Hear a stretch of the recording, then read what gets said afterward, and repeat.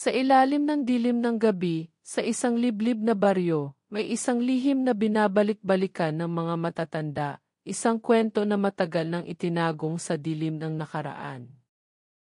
Isang kwento na nagsimula sa isang sinumpaang pangako, isang pagmamahal na sumabog sa mga hindi inaasahang kaganapan. Ang mga yapak ng isang nilalang na hindi tao ay nakatatak sa bawat sulok ng lugar na iyon.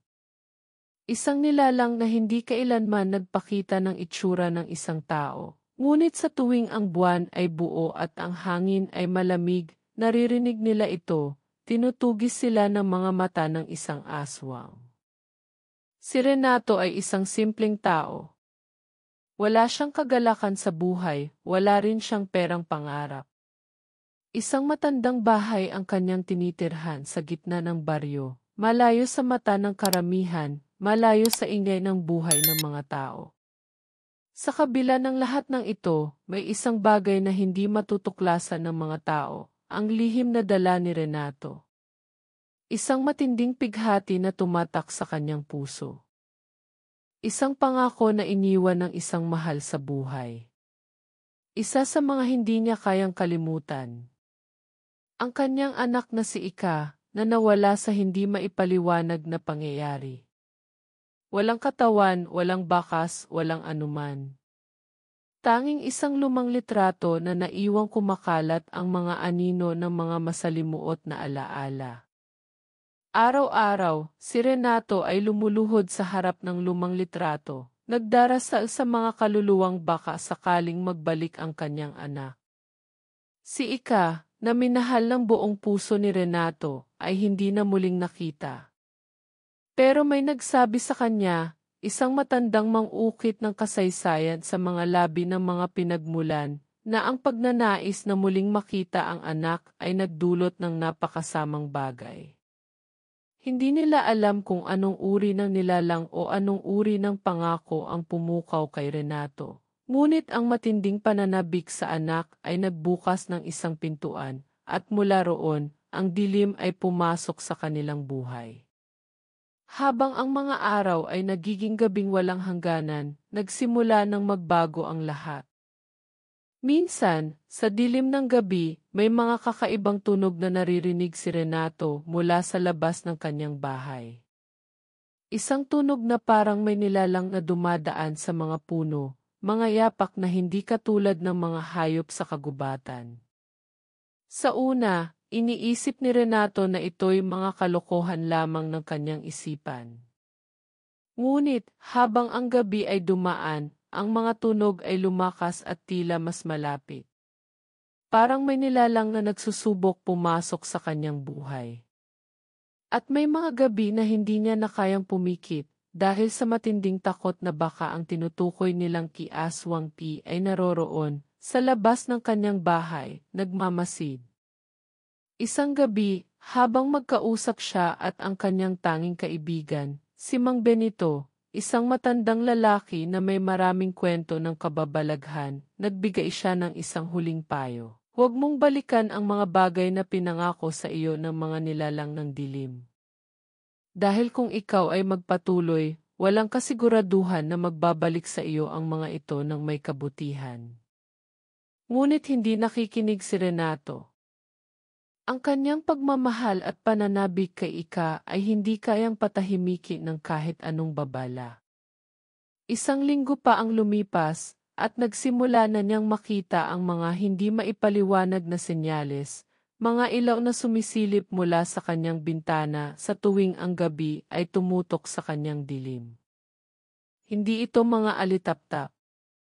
Hindi ito mga ilaw mula sa mga kable ng kuryente. Ang mga ilaw na iyon ay tila may sariling buhay, naglalakad, lumilipad, sumasayaw sa hangin.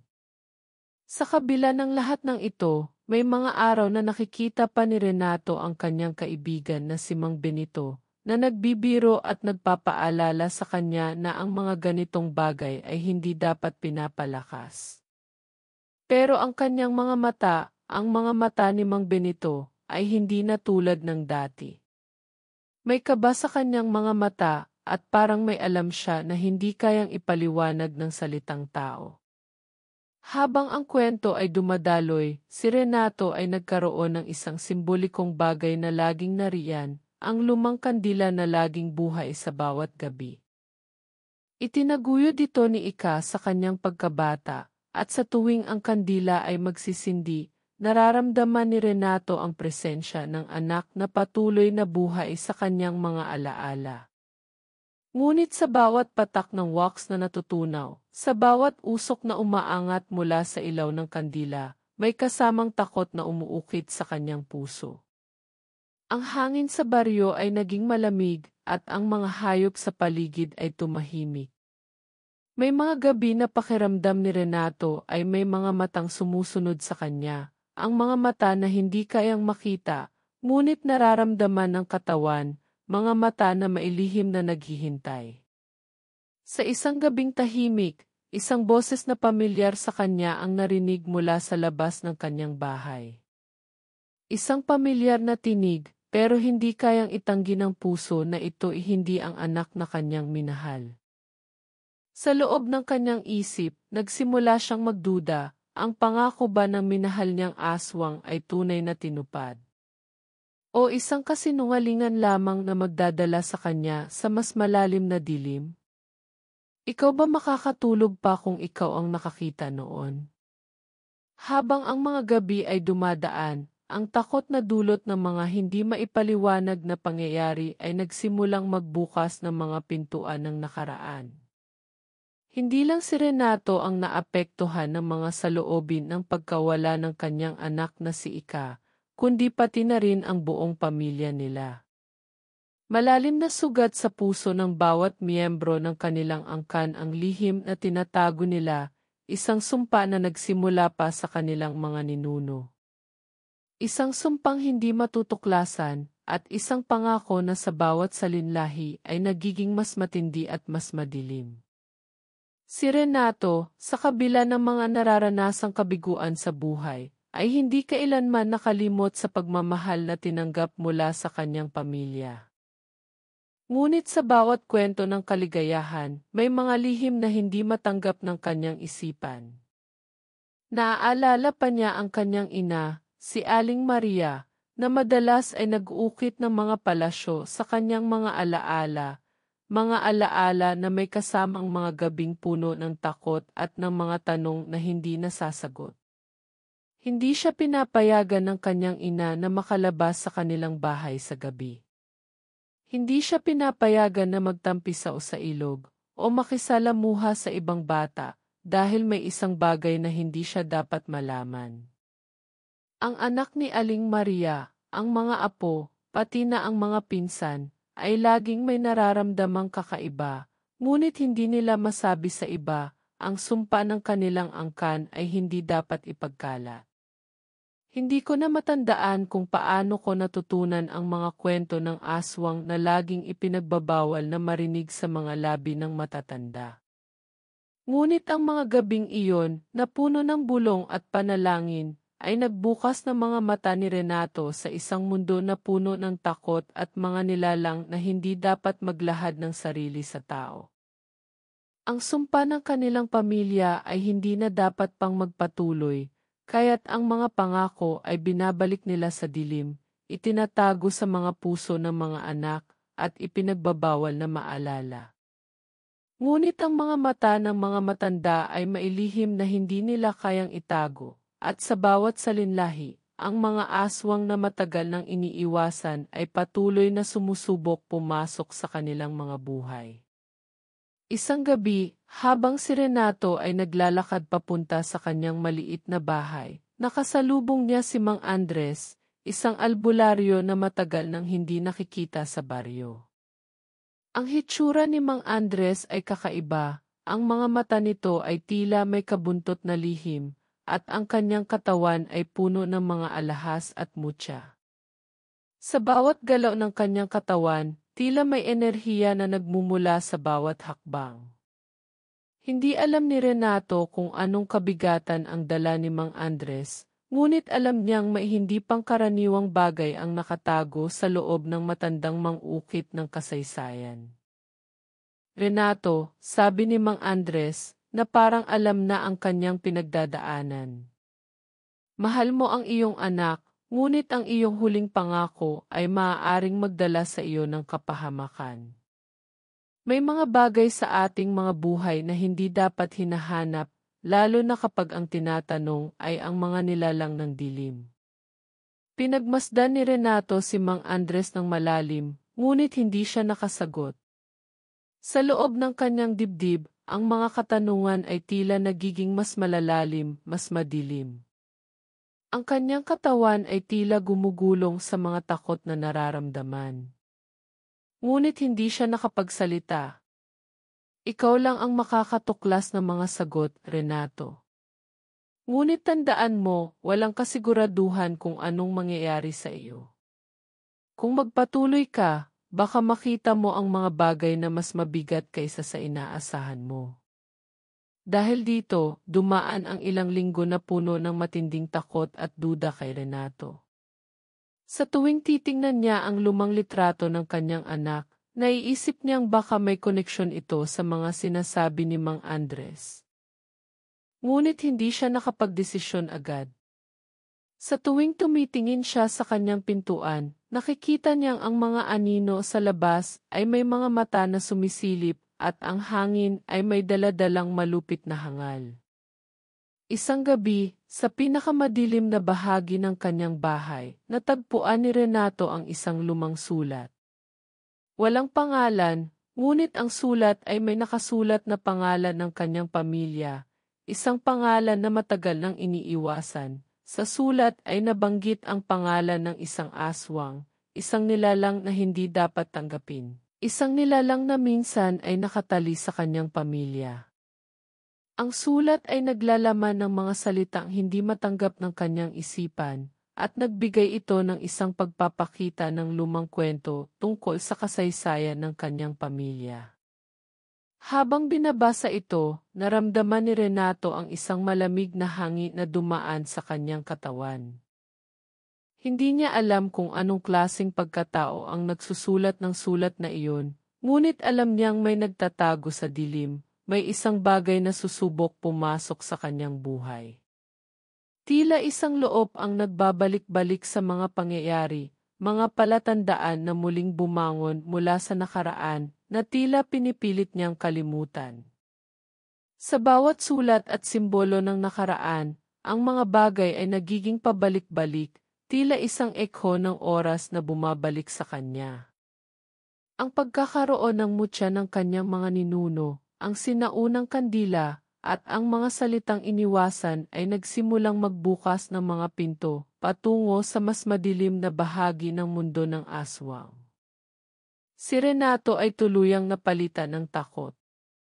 Isang takot na hindi kayang ipaliwanag ng kahit anong salita. Tao lang siya pero bakit ganoon ang tingin niya sa akin? Tanong ni Renato sa sarili, habang ang mga mata ni Mang Andres ay patuloy na nag-aalab ng mga lihim. Habang ang gabi ay unti-unting tumatagal, ang takot ay patuloy na lumalalim. Sa bawat hakbang ni Renato, ang mga anino ng nakaraan ay muling bumangon, mga mata na hindi matutukoy, mga palatandaan ng isang sumpa na hindi kayang takasan. Habang ang gabi dumaan, ang mga mata ni Renato ay nagsimulang magbago. Hindi na niya kayang iwasan ang mga alaalang patuloy na nagbabalik sa kanya. Laging naroroon ang litrato ni Ika, ang kanyang anak na nawala. Laging naroroon ang sulat mula sa nakaraan, ang mga bantas na nagsasabing may mas malalim pang ugat ang kanilang kalungkutan. Hindi na kayang itago ni Renato ang takot na matagal nang bumaon sa kanyang puso, at ngayon, ang kanyang mga kamay ay hindi na kayang itago ang mga palatandaan ng kanyang paghihirap. Ang mga ito, Renato. Ang mga ito'y hindi para sa'yo, naririnig niyang tinig ng kanyang ina sa kanyang isipan. Ang matandang boses ng ina, na puno ng takot, ay nagbigay ng huling babala na hindi niya kayang pakinggan noon. Ang mga bagay na hindi na dapat balikan ay bumangon at nagsimulang magbukas ng mga bagong pinto ng dilim. Pero hindi pa rin niya kayang tanggapin ang katotohanan na sa bawat hakbang na tinatahak niya, ang nakaraan ay patuloy na dumadaloy at pinipilit siyang madala sa ilalim ng dilim. Si Renato ay isang tao lamang. Isang tao na walang kapangyarihan para labanan ang mga nilalang na nagmumulto sa kanyang buhay.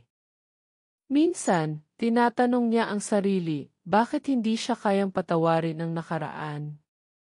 Bakit hindi niya kayang itapon ang mga bagay na nagdulot ng sakit sa kanyang pamilya? Ngunit sa kabila ng lahat ng takot, hindi maikakaila ni Renato na may responsibilidad siyang kailangan gampanan. Ang mga pangako na binitiwan sa kanya ay nagsimula ng magbago ng anyo, mga salitang binitiwan ng kanyang mga ninuno na muling bumangon mula sa mga libingan.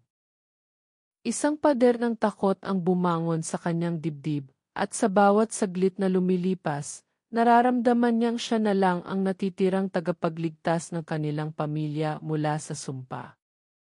Ang mga mata ng kanyang anak, ang mga mata ni Ika, ay nagsimulang magbalik sa kanya, ang mga mata na puno ng pagsisisi at pighati. Isang gabi, habang si Renato ay nakaupo sa kanyang maliit na sala, may narinig siyang kakaibang tunog mula sa dilim. Isang tunog ng yapak na dahan-dahang lumalapit. Hindi ito tunog ng mga hayop, kundi ng isang nilalang na hindi dapat naroroon. Sinubukan niyang baliwalain, ngunit ang tunog ay nagpatuloy, at ang mga pader ng bahay ay tila nag-vibrate sa bawat hakbang na naririnig niya. Ang mga ilaw mula sa kandila ay nagsimulang magpalikpik, at isang malamig na hangin ang dumaan sa kanyang katawan. Bawat gabing ito ay nagiging isang pagdapo ng kalungkutan at takot na hindi na kayang takasan. Lumipas ang mga araw, at isang gabi, nagkaroon siya ng kakaibang panaginip. Sa kanyang mga mata, nakita niyang bumalik si Ika, ngunit hindi siya ang anak na kanyang minahal. Ang mga mata ng batang iyon ay puno ng galit, puno ng mga pagnanasa na hindi kayang itago ng kanyang katawan. Sa isang bahagi ng kanyang panaginip, tumayo siya sa harap ng isang puno na matagal nang itinanim sa kanilang bakuran, isang puno na simbolo ng buhay at kamatayan sa kanilang pamilya. Habang siya'y nakatayo sa ilalim ng malamlam na buwan, narinig niyang binanggit ni Ika, "Hindi mo ba ako kayang iligtas, Papa?" Ang boses ni Ika ay naglalaman ng sakit at hinagpis na hindi kayang ipaliwanag ni Renato. Hindi niya alam kung ang panaginip ay isang mensahe mula sa kabila o isang paalala na hindi niya kayang iwasan. Ngunit sa bawat salitang binitiwan ng kanyang anak, ang pagkakaroon ng pangako ay nagiging mas madilim at mas mabigat. Ang mga anino mula sa kanyang nakaraan ay bumangon, at ang mga bagay na hindi niya kayang tingnan ay muling nagpakita. Sa mga susunod na araw, napansin ni Renato ang mga madidilim na anino na tila sumusunod sa kanya. Ang kanyang mga mata ay patuloy na tinutukso ng mga hindi maipaliwanag na bagay. Minsan, habang naglalakad siya sa kalsada, napansin niyang may mga anino na sumusunod sa kanya. Ang mga anyo ng mga nilalang na hindi nakikita ng iba ay tila nagmamasid. Minsan, sa kalagitnaan ng gabi, naiisip ni Renato na baka hindi siya natutulog, na ang mga bagay na nakikita niya ay bahagi ng isang mas malalim na sumpa na nagdudulot ng takot at pangarap na hindi matutukoy. Tinutukso siya ng mga salitang naririnig niya sa mga gabing iyon. Pangako, Renato. Pangako. Ang boses ni Ika ay naririnig niyang muling bumangon mula sa dilim, na tila hinihila siya patungo sa isang mundo na hindi niya kayang iwasan. Ang mga mata ng kanyang anak, na puno ng kalungkutan at pangulila, ay naging simbolo ng mga bagay na patuloy na bumangon mula sa kanyang nakaraan. Hindi niya kayang itapon ang mga alaala, hindi niya kayang kalimutan ang mga pangako na iniwan ng mga ninuno. Sa isang hindi inaasahang pagkakataon, nagkaroon siya ng pagkakataon na makita ang isang mutya na itinago ng kanyang ina. Isang singsing na hindi kailanman nakita ng kanyang mga mata, isang singsing na may inskripsyon ng isang pangalan na hindi niya alam. Nang hawakan niya ito, naramdaman niyang ang bigat ng nakaraan ay dahan-dahang pumapaloob sa kanyang katawan. Ang singsing ay nagsilbing simbolo ng mga pangako at sumpa na hindi maaaring tumigil. Ang mga mata ni Renato ay nakatuto sa mutyang hawak, at sa isang mabilis na sandali, naramdaman niyang ang mga kaluluwa ng mga naunang henerasyon ay dumaan sa kanya. Ito na, sabi niya sa sarili, ito na ang aking responsibilidad. Sa mga gabing iyon, ang dilim ng mundo ni Renato ay nagsimulang magbago. Ang mga bagay na noon ay nakatago sa dilim ay patuloy na lumalabas. Ang mga tanong na hindi kayang sagutin ay nagsimulang mag-imbita ng takot at pangarap na hindi kayang matakasan. Ang isang pangako ay patuloy na naglalakbay sa kanyang buhay. Sa bawat hakbang, ang takot ay mas lumalalim, at ang mga mata ni Renato ay nagiging mas matalim sa mga bagay na hindi kayang kontrolin. Pangako, narinig niyang muling bumulong ang mga salitang nagmumula sa kanyang nakaraan. At sa isang huling sandali, habang siya ay nakatayo sa harap ng puno ng kanyang pamilya, napansin niyang may mga mata na nagsusubok siyang sundan. Ang mga mata ng kanyang anak, ang mga mata na hindi kayang ibalik, ay naglalaho na. Habang ang mga gabi lumilipas, si Renato ay patuloy na tinutukso ng mga bagay na hindi niya kayang ipaliwanag. Ang mga pangarap ay tila nagiging paulit-ulit, mga imahe na nagiging mas malabo at mas maliwanag sa tuwing siya ay magbabalik tanaw. Hindi na siya makapagpikit ng maayos, at sa tuwing isinasara niya ang kanyang mga mata, ang mga anino ng nakaraan ay muling nagbabalik sa kanya. Ang mga mata ng anak niyang si Ika ay patuloy na sumisilip mula sa dilim, at sa bawat gabi, ang mga mata ni Renato ay patuloy na pinagmumulan ng takot at pangarap na hindi kayang itago. Ang mga pangarap ay parehong gabing madilim, parehong mga yapak na dumadaan sa labas ng kanyang bahay. Parehong naglalakad ang nilalang na tila nagsusubok pumasok sa loob. Sa bawat hakbang ng dilim, siya'y nagigising, nanginginig, at hindi malaman kung ang nararamdaman ay isang bagay na totoong nangyayari o isang masamang panaginip. Hindi siya kayang magsalita, hindi kayang magsumbong sa iba, dahil pakiramdam niya ay hindi siya pinaniniwalaan.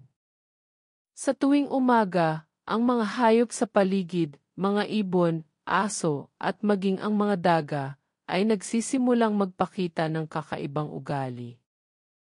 Ang mga hayop ay nagiging maingay, nagtatakbuhan, at nagtatago sa mga sulok ng kanyang bahay.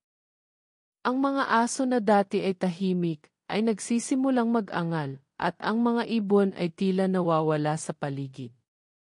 May mga gabing dumarating ang malalakas na hangin, ang mga puno'y parang may kinakalabit na hindi nakikita. Sinasabayan pa ito ng mga pangarap ni Renato, na kung saan siya ay nakikita niyang dumaan ang isang nilalang sa harap ng kanyang bahay, ang mga mata nitong nagliliwanag, tulad ng mga mata ng isang aswang. Tinutukso siya nito na pumasok, at palaging may kasunod na sumasabay na kabog ng puso na para bang siya'y pinagmamasdan mula sa dilim. Ang mga gabing iyon ay nagiging mas matindi at hindi kayang takasan ni Renato. Sa tuwing tatahak siya sa kalsada, ang kanyang mga mata ay patuloy na nagmamasid sa mga anino sa kanyang paligid. Ang mga silweta ng tao ay nagiging mas malabo at mas matalim, at sa tuwing maglalakad siya, pakiramdam niya ay may sumusunod sa kanya, isang nilalang na patuloy na nakabantay, nagmamasid mula sa dilim. Minsan, akala niya ay may nakikita siyang kakaibang anyo sa gilid ng kalsada, isang tao na parang hindi totoo, pero hindi siya makagalaw, hindi makapagsalita.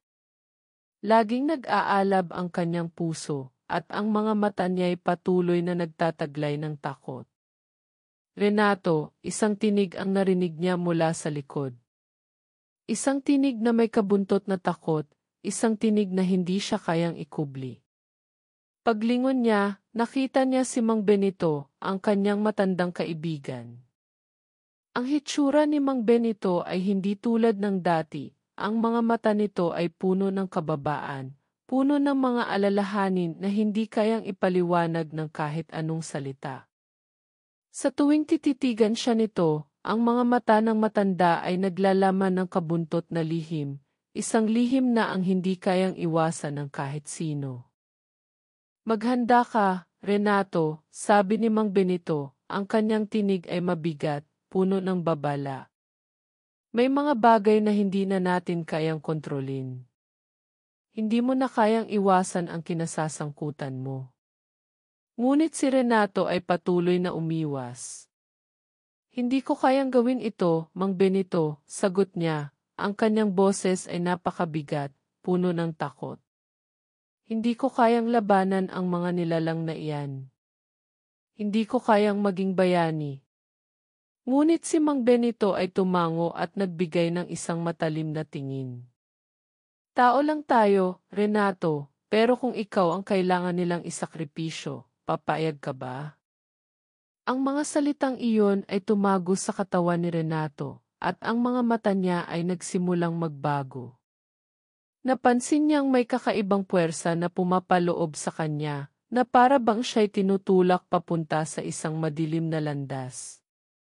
Ang mga mata ni Mang Benito ay patuloy na nagmamasid sa kanya, at ang mga matang iyon ay nagsimulang mag-alab, ang kanilang mga mata ay puno ng mga lihim na hindi kayang sabihin ng matanda. Ang iyong kahinaan ay magiging kalakasan mo. Kung hindi mo ito haharapin, walang ibang makakatulong sa iyo. Ang mga gabing iyon ay mas naging mabigat. Habang ang mga alon ng dilim ay patuloy na bumabalot sa paligid, nagiging mas matindi ang mga pangarap ni Renato. Lagi niyang nakikita ang kanyang anak na si Ika, ang mga mata nitong punong-puno ng galit at pighati. Laging nagbabalik si Ika sa kanyang mga pangarap, nagsusumbong ng mga lihim ng nakaraan, at ipinapakita ang mga bagay na hindi kayang ipaliwanag. Ang mga larawan ni Ika ay nagsimulang magbago, at sa tuwing tititigan ni Renato ang larawan, parang may isang puwersang gumagalaw sa kanya, isang puwersang hindi matutukoy ng kanyang isipan. Ngunit sa isang gabi, isang kakaibang bagay ang nangyari. Ang lumang litrato ni Ika na palaging nasa tabi ni Renato ay nagsimulang magbago. Ang mukha ni Ika ay nagiging mas malupit, at ang mga mata nito ay nagsimulang magliyab ng matinding liwanag.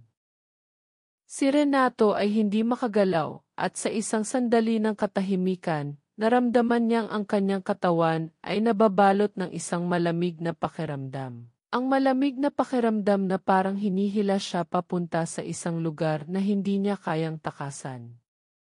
Sa gitna ng lahat ng ito, si Mang Benito ay nagbigay ng isang huling babala.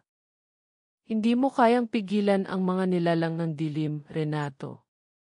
Ngunit kung ito na ang iyong tadhana, walang makakapigil sa iyo. Sa isang huling titig ni Renato, naramdaman niyang ang mga mata ni Ika ay patuloy na nagsusubok bumalik sa kanya. Kung ikaw ang kailangan nilang isakripisyo, papayag ka ba? Ang dilim ay nagsimulang magtago sa likod ng bawat sulok ng bahay ni Renato, at sa tuwing darating ang gabi, pakiramdam niya isang presensya na hindi niya kayang iwasan ang patuloy na nagmamasid. Ang mga pangarap na parehong paulit-ulit ay hindi na siya pinapaligaya, hindi na siya makatulog ng tahimik. Kasama ang kanyang mga alalahanin, ang lumang litrato ni Ika na palaging naroroon sa kanyang tabi ay tila nagbago. Hindi na ito ang larawan ng anak niyang minahal. Sa bawat sandali ng kanyang pagtingin, ang larawan ay nagiging mas dilim. Ang mga mata ni Ika ay nagliliwanag ng isang uri ng galit na hindi kayang ipaliwanag ng kahit anong salita.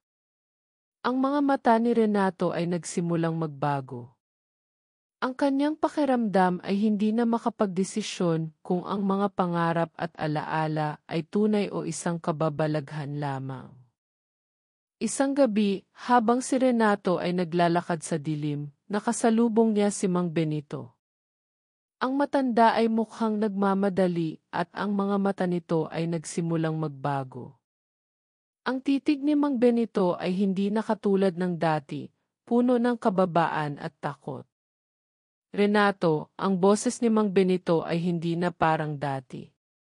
Ang kanyang tinig ay may kasamang kirot, parang may bagay na binabalik na hindi niya kayang ipaliwanag. Hindi ko na kayang itago pa ang lahat. Alam ko na may mga bagay na hindi mo pa alam at hindi mo pa kayang tanggapin. Anong ibig mong sabihin? Tanong ni Renato, ang kanyang mga mata ay nagiging malabo dahil sa sakit ng kalooban. Bakit ngayon mo lang sinabi? Ngunit ang mga mata ni Mang Benito ay tumagos sa kanya, parang siya ay binibigyan ng isang huling pagkakataon upang malaman ang lahat. Renato, sabi ng matanda, ang iyong pamilya, ang iyong mga ninuno, sila ay may kasalanan sa lahat ng ito. Ang mga pangako na binitiwan nila ay nagbigay daan sa isang sumpa, at ikaw na lang ang natitira na may kakayahang tapusin ito. Ang mga salitang iyon ay parang binigyan siya ng isang malupit na suntok sa dibdib.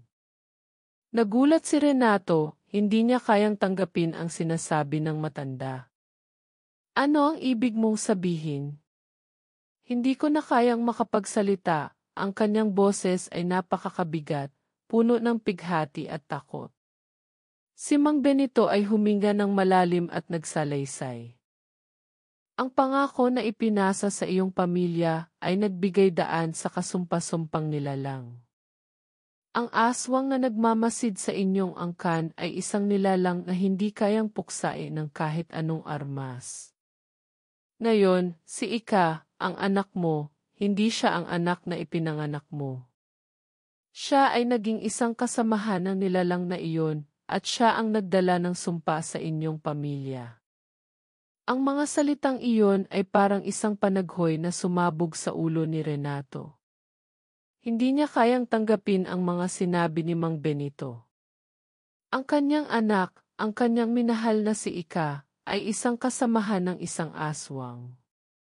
Hindi niya kayang palampasin ang mga salitang iyon. Hindi totoo. Hindi ko kayang maniwala. Ang kanyang tinig ay malakas, puno ng puot at takot. Hindi niya kayang pag-isipan ang ideya na ang anak niyang minahal ay nasangkot sa kasaysayan ng kasamaan. Renato, patuloy ni Mang Benito, wala ng takas. Ang mga pangako ng iyong mga ninuno ay nagbigay daan sa kanilang sarili. Ang iyong anak ay naging bahagi ng kanilang dilim. Ngunit hindi mo pa natutuklasan kung sino ang tunay na kalaban. Hindi mo pa nakikita ang mas malaking banta. Habang binabaybay nila ang kalsada, naramdaman ni Renato na may kakaibang nangyayari sa kanyang paligid. Ang hangin ay malamig at ang mga anino ay tila nagsusunod-sunod, kumakalabit sa kanyang mga mata. Tinutokso siya ng mga mata ni Ika, ang mga mata na patuloy na sumisilip sa dilim, na parang nagsasabing hindi pa tapos ang laban. Ngunit may nararamdaman siyang kakaibang puwersa na pumapaloob sa kanya, isang puwersa na tinatangkilik ng mga nilalang ng dilim. Nang makarating sila sa dulo ng kalsada, biglang dumilim ang paligid. Nagkaroon ng malalakas na hangin at ang mga dahon ng mga puno ay nagsimulang mag-alog. Ang mga mata ni Renato ay patuloy na nagmamasid sa paligid at isang nilalang ang biglang lumitaw mula sa dilim, ang nilalang na hinahanap nila, ang nilalang na nagmamasid sa kanila mula sa simula. Ang aswang na iyon ay nagpakita sa harap ni Renato, ang itsura nito ay hindi matutukoy. Ang katawan nito ay parang isang anino, ang mga mata ay naglalagablab ng galit. Tumayo ito sa harap ni Renato at nagpakita ng itsura na hindi matutukoy, mga mata na parang mga alo ng dilim. Ang mga mata ni Renato ay hindi na makagalaw, hindi na kayang mag-isip. Ang mga anino ay nagsimulang bumangon, at ang mga mata ng nilalang ay nagsimulang sumik, pinapalakas ang kapangyarihan ng mga pangako at sumpa. Ang simbolo ng kanyang anak, ang litrato na palaging nariyan sa tabi, ay nagsimulang magbago. Ang larawan ni Ika ay nagliwanag ng isang malupit na kulay, at ang mga mata nito ay nagliwanag ng isang kasamaan na hindi kayang itago. Hindi na ito ang anak niyang minahal, hindi na ito ang batang nagbigay saya sa kanyang buhay. Ang litrato ay nagiging mas malupit, ang mga mata ni Ika ay naglalagablab ng puot at galit. Ang simbolo ng kanyang anak ay nagiging isang sagisag ng pagtalikod at pagkatalo, isang simbolo ng pagpasok sa dilim. Hindi ko na kayang gawin ito, ang mga mata ni Renato ay nagsimulang mag-alab, puno ng hinagpis at pighati. Bakit ako pa? Bakit hindi ko kayang tapusin ito? Ang mga anino ay patuloy na nagsusubok na humawak sa kanya, pinipilit siyang isama sa dilim. Ang mga mata ni Renato ay patuloy na naghahanap ng sagot, ngunit alam niyang wala ng takas. Kung paano siya haharap sa hinaharap, hindi na niya kayang matukoy. Ang kalaban ay hindi na ang aswang lamang. Ang kalaban ay ang mga pangako na itinago ng kanyang pamilya at ang mga mata ng mga nilalang na patuloy na nagpapahirap sa kanya. Sa isang huling tingin kay Ika, ang mga mata ng kanyang anak ay nagiging isang simbolo ng kalungkutan at kalituhan. Kung ikaw ang kailangan nilang isakripisyo, papayag ka ba? Sa huling pagdapo ng gabi, hindi na kayang takasan ni Renato ang lahat ng nangyari. Sa harap ng nilalang na patuloy na nagmamasid, naramdaman niya ang bigat ng bawat hakbang, bawat patak ng pawis na dumadaloy mula sa kanyang noo. Ang dilim ng gabi ay tila kumakapit sa kanyang katawan, at sa bawat segundo, ang mga mata ng aswang ay mas lalapit, mas malapit. Ang presensya ng nilalang ay hindi na maipaliwanag, parang isang puwersa na umaabot sa bawat sulok ng kanyang kaluluwa. Hindi na siya makapagsalita, hindi na kayang gumalaw ng kanyang katawan. Ang mga pangako na iniwasan niya ay bumabalik, at ang litrato ng kanyang anak ay nagiging isang malupit na simbolo ng kanyang pagkatalo. Mabilis na tinawag ni Renato si Mang Benito na parang huling saksi sa kanilang laban. Mang Benito, kailangan ko ng tulong. Hindi ko kayang tapusin ito mag-isa. Ang kanyang boses ay puno ng pighati at takot, ang mga mata niya ay puno ng pangulila at hindi matukoy na hinagpis. Ngunit si Mang Benito ay tahimik, tumingin lang sa kanya at niyuko ang kanyang ulo. Ito ang iyong laban, Renato. Ngunit hindi mo kayang tapusin ito ng walang sakripisyo, sagot ni Mang Benito. Sa mga salitang iyon, parang lumawak ang kalungkutan sa puso ni Renato. Naramdaman niya ang bigat ng mga salitang iyon, na siya pala ay tinutulungan ng matanda sa isang paraan na hindi niya kayang ipaliwanag. Ang mga mata ni Mang Benito ay puno ng mga lihim na hindi kayang pagtakpan ng mga salita. Sa kabila ng lahat, si Mang Benito ay nagsimulang humakbang palayo. Wag, sigaw ni Renato, ngunit huli na. Ang matanda ay patuloy na lumakad palayo. Bakit ka aalis? Ang mga salitang iyon ay tumago sa hangin, ngunit walang sagot mula kay Mang Benito. Ang matanda ay tila nilamon ng dilim, at bago pa man siya makapagpatuloy, naramdaman ni Renato ang isang matinding pagsabog ng lakas sa paligid.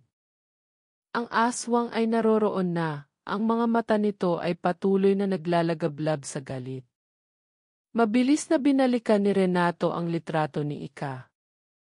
Ang mga mata ng anak niya ay nagsimulang magliyab sa hindi matutukoy na puot, at ang larawan ay nagiging isang saksi sa kanyang pagkatalo. Hindi na kayang takasan ng puso ni Renato ang sakit ng pagkawala ng anak na iyon, at hindi rin kayang itago ang galit na nagmumula sa mga mata ng aswang. Itinaas ni Renato ang litrato at ipinakita ito sa harap ng nilalang, na parang nagsasabing, hindi ko kayang magpatuloy sa ganitong paraan. Hindi ko kayang magbigay ng kahit anong sakripisyo. Ngunit ang aswang ay hindi nagbago ng anyo. Tumawa ito, isang tawa na puno ng kasamaan at galit. Ikaw ang magpapasya, Renato, ang aswang ay nagbigay ng isang malupit na ngiti. Hindi ko kayang hayaan na maging bahagi ka pa ng mundong ito. Hindi mo na kayang takasan ang iyong pamilya. Bago pa man makapag-isip si Renato, isang matalim na ingay ang dumaan mula sa likuran. Si Mang Benito. Ang matanda ay may hawak na matalim na kutsilyo. Patawarin mo ako, Renato, ang matanda ay nagsimulang maglakad patungo sa aswang. Ito na ang panahon ng sakripisyo. Mabilis na humarap si Renato. Mang Benito, huwag. Hindi ko kaya kung ikaw ang mawawala. Ang kanyang tinig ay puno ng takot, ang kanyang puso ay malakas na tumibok, at ang mga mata ni Mang Benito ay puno ng kasunduan. Sa isang malupit na sulyap, tumingin si Mang Benito kay Renato at tumango. Bago pa man makapag-react si Renato, mabilis na tumakbo si Mang Benito patungo sa aswang. Sa isang saglit, isang matinding pagsabog ang naganap. Ang katawan ng matanda ay nahulog sa lupa at ang aswang ay tumawa ng malakas. Wala nang ibang magtatagumpay kundi ako. Ang mga mata na nilalang ay naglalagablab sa kasamaan, ngunit si Renato ay hindi makagalaw. Ang katawan niya ay tila nahulog sa 100 taon ng sakit, at ang mga mata ni Mang Benito ay patuloy na naglalaman ng kasalanan. Ang litrato ng anak niya ay nagsimulang magbago. Habang nakatingin si Renato sa mga mata ni Ika, ang mga mata ng kanyang anak ay nagbago ng anyo. Hindi na ito ang anak niyang minahal. Ang larawan ni Ika ay nagbago at naging isang matang puno ng puot. Ang mga mata ay nagsimulang mag-alab ng kalituhan at galit. Ang mga anino mula sa labas ay nagsimulang magsalubong sa kanilang mga mata, at ang mga mata ng aswang ay hindi na kayang pagtanggol. Ang aswang ay patuloy na tumawa at sa isang huling hakbang, dahan-dahan itong umalis mula sa harap ni Renato. Wala na, ang aswang ay tumingin sa kanya at nagbigay ng isang matalim na ngiti. Wala nang magliligtas sa'yo. Ang katawan ni Renato ay patuloy na tumagilid sa takot, at habang siya'y nakatayo sa harap ng mga mata ng kanyang anak, naiisip niyang wala nang natira sa kanya. Wala nang magliligtas, at ang lahat ng iyon ay tinapos ng isang kasalanang iniwasan niya mula sa umpisa. Ang dilim ay patuloy na bumabalot sa paligid, at ang mga mata ni Renato ay nagsimulang mag-alab ng isang uri ng pagkatalo. Sa isang huling sulyap, ang kanyang mga mata ay tumingin sa litrato ni Ika. Nagkaroon ng isang huling paglisan ng kanyang anak, at sa pagtingin ni Renato, naramdaman niyang wala na siyang natitirang kaligtasan. Hindi pa tapos. Ang takot ay patuloy na bumabalik, at ang mga mata ni Ika ay nagsimulang maglagablab, tulad ng mga mata ng aswang. Ang lihim ay hindi natapos. Ang dilim ay nagsimulang maglakbay. Ang gabi ay tahimik, masyadong tahimik. Ang mga yapak ni Renato ay marahang sumasalubong sa bawat sulok ng kanyang bahay, isang bahay na ngayon ay parang wala ng buhay. Tumayo siya sa harap ng lumang litrato ni Ika, ang litrato na matagal niyang iniiwasan, ang litrato na ngayon ay may bagong ibig sabihin. Hindi na ito ang larawan ng anak niyang nawala.